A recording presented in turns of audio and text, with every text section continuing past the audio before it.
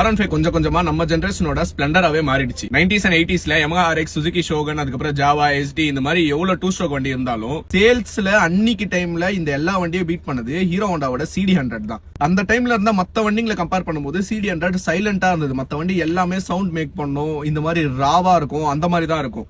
So அந்த vehicle கம்ஃபர்ட்ட கொடுத்தது, sound இல்லாம சைலண்டா இருந்தது. இந்த காரணத்தினாலே அந்த வெஹிக்கிள் மோஸ்டா சேல் ஆச்சு. அந்த டைம்ல மோஸ்டா சேல் ஆன வெஹிக்கிளே CD100 தான். CD100 தான் ஸ்ப்ளெண்டர்னு சேஞ்ச் பண்ணிட்டாங்க.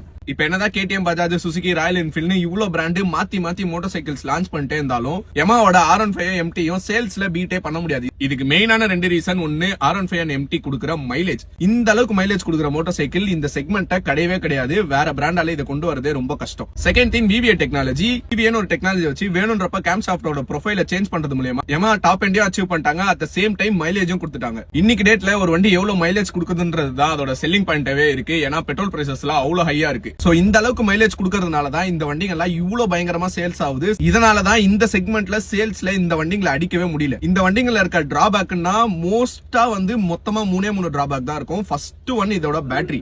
இந்த செக்மெண்ட்ல இருக்க வெஹிக்கிள்ஸ்லயே இந்த வண்டியில மட்டும்தான் செம்ம சின்ன பேட்டரி இருக்கு. இந்த வண்டியில ஃபீச்சர்ஸும் எலக்ட்ரானிக்ஸும் அதிகமாவே இருக்கு. எல்லாமே பேட்டரி பேஸ் தான். சின்ன பேட்டரி இருக்கிறதுனால அடிக்கடி இந்த பேட்டரி போயிட்டே இருக்கும். அட் த சேம் டைம் இந்த பேட்டரியால அவ்வளவு லோட தாங்க முடியாது. நீங்க அக்சசரிஸ் ஏதாச்சும் ஃபிட் பண்றீங்க அப்படின்னா பேட்டரி சீக்கிரம் போயிட்டே இருக்கும். செகண்ட் இதோட மெயின்டெனன்ஸ். என்கிட்ட சர்வீஸ் வர MT இருந்தாலும் சரி, R15 இருந்தாலும் சரி, கஸ்டமர் கேட்கறது முடிஞ்ச அளவுக்கு கம்மி பட்ஜெட்ல ரெடி பண்ணி கொடுங்க, கம்மி பட்ஜெட்ல சர்வீஸ் பண்ணி கொடுங்க. Yamaha 500 கம்மி ஸ்பேர் கண்டுபிடிக்கிறதே ரொம்ப கஷ்டம். Yamahaவோட பில் குவாலிட்டியை கொஞ்சம் கொஞ்சமா Yamaha கம்மி பண்ணிட்டே வந்துட்டாங்க.